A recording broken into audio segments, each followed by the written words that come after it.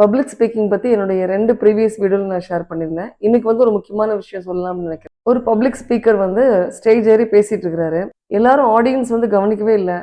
எல்லாரும் யான் பண்றாங்க, திரும்பி பார்க்குறாங்க, ஒவ்வொருத்தரையா திரும்பி பார்க்குறாங்க. அப்புறம் பக்கத்துல உள்ளவங்கலாம் பேச ஆரம்பிச்சிடுறாங்க. இன்ட்ரெஸ்ட் கம்மியாயிடுது. ஸோ அவருடைய ஒய்ஃப் வந்து முன்னாடி உட்கார்ந்து பார்த்துட்டு இருக்கிறாங்க. இவர் வந்து on the stage. He was on the dais. அப்போ அவங்க ஒய்ஃப் என்ன பண்றாங்க, ஒரு துண்டு சீட்ட கையில எடுக்குறாங்க. எடுத்து ஏதோ எழுதுறாங்க. எழுதிட்டு ஒருத்தரை கூப்பிட்டு இதை அவர்கிட்ட பாஸ் பண்ணிருங்க அப்படின்னு சொல்றாங்க. ஸோ பாஸ் பண்றதுக்கு முன்னாடி the chip goes to several persons hands. அப்போ போறப்ப சிலர் வந்து they peek into the paper. அதுல எழுதினதை பார்த்தோன்னா அப்படியே கண்ணை விரிக்கிறாங்க, ஷாக் ஆகுது. அப்புறம் அவர்கிட்ட கொடுக்குறாங்க அந்த பேப்பரை. அவர் அதை பார்த்த உடனே டக்குன்னு ஸ்பீச்சை வந்து ரொம்ப ஷார்ட்டாக முடிச்சுட்டு கீழே இறங்கிடுறாரு.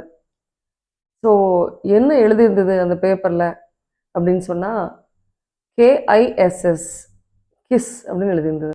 ஆனால் அதுக்கப்புறம் அவங்க போய் கேட்டப்ப எதுக்காக அப்படி பண்ணீங்க, அதோட அர்த்தம் என்ன அப்படின்னு அவங்க கேட்டப்ப அதுக்கு அவங்க சொன்ன எக்ஸ்பிளனேஷன் என்ன, it was just an acronym. Keep it short stupid. நம்மள நிறைய பேர் பண்ணுற மிஸ்டேக் வந்து இதுதான். நமக்கு வந்து நிறைய தெரிஞ்சிருக்கலாம், நம்ம ஒரு பெரிய ஸ்டோரேஜ் ஆஃப் நாலேஜாக இருக்கலாம். ஆனால் எந்த இடத்துல எது பேசணும் அப்படின்றத தெரிஞ்சு நம்ம பேசணும்.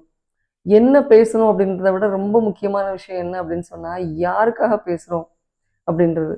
அவங்களுக்கு அது தேவையா அப்படின்றத நம்ம முதல்ல நினச்சி பார்க்கணும். இப்போ நீங்கள் எந்த மாதிரி ஆடியன்ஸ்கிட்ட போய் பேசினாலுமே அவங்களுக்கு அது தேவையா, உங்களுக்கு அது தெரியும் அப்படின்றது மேட்டரே கிடையாது. அந்த ஆடியன்ஸுக்கு அது தேவையா, அதை அந்த நேரத்தில் அவங்களுக்கு சொல்லணுமா அப்படின்றத நம்ம யோசிச்சு பார்க்கணும்.